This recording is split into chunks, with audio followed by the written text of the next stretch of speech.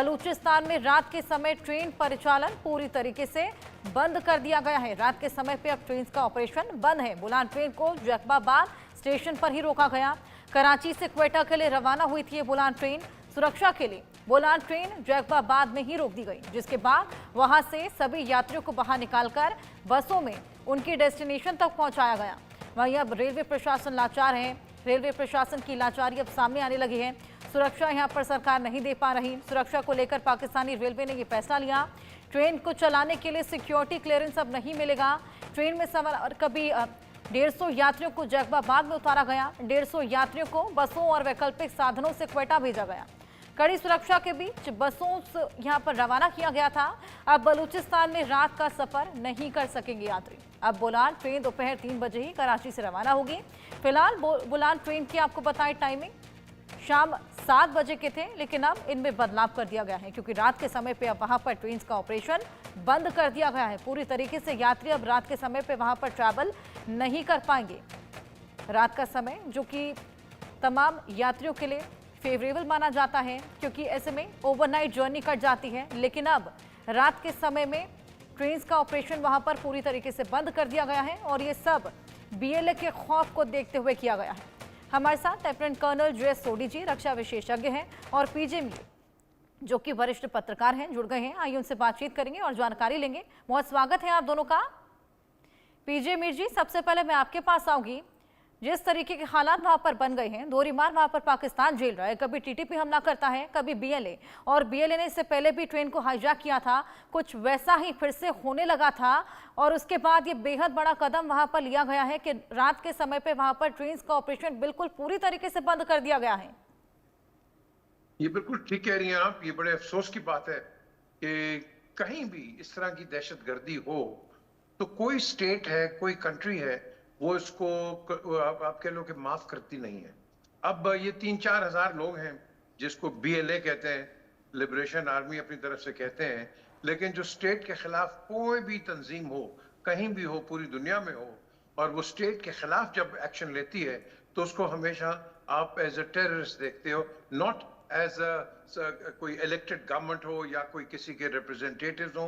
ये इंसर्जेंसी के बैंड होते हैं। आपने टीटीपी का नाम लिया, ये बीएलए हैं। इन सारों ने आप पूरी हिस्ट्री देख लें कि इन्होंने किया क्या है। क्या इन्होंने कहीं अमन की बात कर रहे हैं? ये तो लोगों को जो निहत्थे सिविलियंस हैं और दूसरे जो लोग हैं, इनको तो इनका खात्मा कर रहे हैं ये लोग।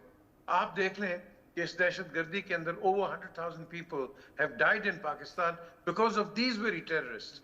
ये चुप हो जाते हैं, बंद हो जाते हैं, फिर रीग्रुप होके आ जाते हैं। और अब इन्होंने बलूचिस्तान में पहले जाफर एक्सप्रेस पे किया, अब इन्होंने इस पे बुलान मेल पे कर दिया। गवर्नमेंट कर रही है। मैं तो बल्कि कल ही आज सुबह ही बल्कि मैं आया हूँ कराची से, और वहाँ काफी बलोच लीडर्स जो कि मुझे मिले हैं, एंड उनका यही कहना है कि ये बिल्कुल आउट ऑफ हैंड हुए हैं और गवर्नमेंट जो है, अब there is no time for talks with them. आप कैसे हर्षा बात करोगी उन लोगों के साथ जो आपको पहले गोली मारते हैं और फिर कहते हैं बात करो? ऐसे से तो बात नहीं होती है। ऐसो को you deal with them in the same way. और अनफॉर्चुनेटली इस वक्त हालात ठीक नहीं है और I am sure the security forces, इन्होंने कल पकड़े हैं को 10 लोग बलूचिस्तान की किसी पहाड़ियों के अंदर, उनके ग्रोह को कल पकड़ा है। आज ये ब्रेकिंग न्यूज चल रही थी सुबह भी। तो ये अपने लिए तो काम करते रहेंगे, वो अपना काम करेंगे, सिक्योरिटी अपना काम करेगी, but this has to finish। बिल्कुल, कहीं ना कहीं यहाँ पर नाकामी खास तौर पर शहबाज सरकार की देखी जा सकती है। जे सोडी जी, मैं आपका रुख करूंगी। जिस तरीके के हालात लगातार पाकिस्तान में बनते चले जा रहे हैं, ऐसे में ये बोलना गलत नहीं होगा कि शहबाज सरकार यहाँ पर लोगों को सुरक्षा व्यवस्था बहाल कराने में खास तौर पर नाकाम नजर आ रही है। मैंने कई दफा कहा है, ये मेरा सौभाग्य है कि मैं आपके न्यूज चैनल और विख्यात को पैनलिस्ट के साथ हूं। 4 अगस्त 1947 को नई दिल्ली में मीटिंग हुई थी जिसमें जवाहरलाल नेहरू, खान ऑफ कलात, मोहम्मद अली जिन्ना और लॉर्ड माउंटबैटन थे। उसमें यह डिसाइड हुआ कि बलूचिस्तान एक आजाद देश रहेगा और पाकिस्तान जब बनेगा तब बलूचिस्तान पाकिस्तान में विलय नहीं होगा। और उसके बाद एक हफ्ते बाद 11 अगस्त को बलूचिस्तान ने अपनी आजादी डिक्लेयर कर दी 3 दिन बाद पाकिस्तान एक नए देश के रूप में उभरा और अगले दिन भारत को आजादी मिली। लेकिन मोहम्मद अली जिन्ना अपनी बातों पे वापस चले गए। उन्होंने 7 मार्च 1948 को 2 पाकिस्तानी सेना की डिवीजन भेजी बलूचिस्तान में और खान ऑफ कलत के कनपट्टी पे बंदूक रख के उससे इंस्ट्रूमेंट ऑफ एसेशन साइन कराया गया। तब से लेके आज तक बलोची लोगों ने कभी भी अपने आप को पाकिस्तान का हिस्सा नहीं माना है। ये तो एक पार्ट है कहानी का। अगर पाकिस्तान ने जोर जबरदस्ती से इनको विलय भी किया, लेकिन उसके बाद पाकिस्तान ने कोई कदम नहीं उठाए कि बलोचियों को इक्वल सिटीजनशिप की तरह उन्हें इज्जत दी जाए, बल्कि बलोचियों को सेकंड या थर्ड ग्रेड सिटीजन के तौर पर रखा। इसका मैं छोटा एग्जाम्पल दूंगा। पाकिस्तानी सेना में 75% अफसर जेसीओ सैनिक पाकिस्तान के पंजाब सूबे से आते हैं और सिर्फ 0.3% उनके सैनिक बलूचिस्तान से आते हैं। और यही हाल पाकिस्तान की सारी सरकारी नौकरियों का है, जहां पे पाकिस्तान के पंजाबी सूबे के लोगों को इंपॉर्टेंस दी जाती है, बाकी को सेकंड ग्रेड सिटीजन के तौर पर रखा जाता है। आज जो बलूचिस्तान में हो रहा है वो पाकिस्तान के खुद के बिये हुए बीज हैं जो पूरी तरह बरगद बने पड़े हैं। जहां तक आपके प्रश्न का सवाल है आशा जी, शाहबाज शरीफ सरकार हो या कोई भी सरकार हो, वो कभी भी बलूचिस्तान के साथ बातचीत कर ही नहीं सकती, क्योंकि बलोची लोग चाहते ही नहीं है कि वो अब पाकिस्तान का हिस्सा रहें। ये तो सिर्फ वक्त की बात है, या कल या परसों या 2 साल बाद या 4 साल बाद बलूचिस्तान है तो पाकिस्तान से अलग होना ही होना है।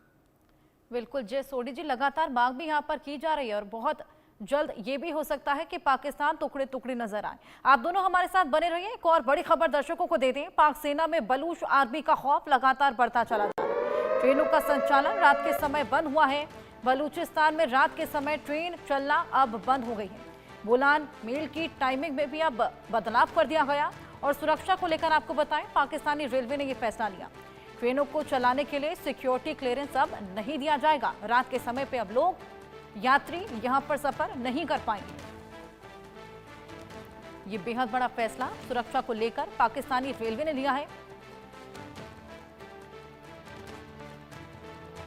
तो खौफ लगातार बलूचों का बढ़ता चला जा रहा है, जिसके आगे शहबाज सरकार बिल्कुल बेबस नजर आ रही है। ट्रेन को चलाने के लिए अब सिक्योरिटी क्लियरेंस नहीं दिया जाएगा, यानी कि रात के समय पर अब यात्री सफर नहीं कर पाएंगे। पीजे मीर जी, मैं आपके पास वापस आऊंगी। जिस तरीके से यात्रियों के लिए ये बेहद बड़ा फैसला है, कहीं ना कहीं जो यात्री रात के समय पे ट्रैवल करना पसंद करते हैं, क्योंकि ओवर टाइम जर्नी कट जाती है, ऐसे में कहीं ना कहीं उनको बहुत बड़ा झटका भी लगने वाला है। ये देखें जी, सिक्योरिटी जो उन्होंने की है कि रात को ट्रैवल ना करें, ये 2 किस्म के कन्वेंशन होती है आपकी, जो आपके अलग असॉल्ट्स होते हैं। एक होता है गुरिल्ला वॉरफेयर और एक होता है कन्वेंशनल। ये जो अटैक्स हो रहे हैं ये गुरिल्ला वॉरफेयर के तहत हो रहे हैं, जिसके लिए मेरी नज़र के अंदर पाकिस्तान आर्मी क्या कोई भी आर्मी है सब कॉन्टिनेंट पे, उसके लिए वो तैयार नहीं है। इसीलिए तो इंसर्जेंसीज होती हैं, हर जगह होती हैं। हिंदुस्तान में कितनी हुई हैं, पाकिस्तान में कितनी हुई हैं। द क्वेश्चन हियर अराइजेस कि व्हाट नेक्स्ट, व्हाट नेक्स्ट। एक ही तरीका है, आप कहते हैं कि शहबाज शरीफ की गवर्नमेंट ये नाकाम हुई है या वीक हुई है। ये मैंने कई दफा कहा है कि आपको स्ट्रॉन्ग स्टेप्स लेने पड़ेंगे। अगर नहीं लेंगे ये दोबारा ये इनके एक्शंस इस तरह होंगे जिस तरह स्वात में हुआ था। हमारी आर्मी ने उनको रिस्पाइट दिया, ये रीग्रुप होके इस्लामाबाद पर चढ़ाई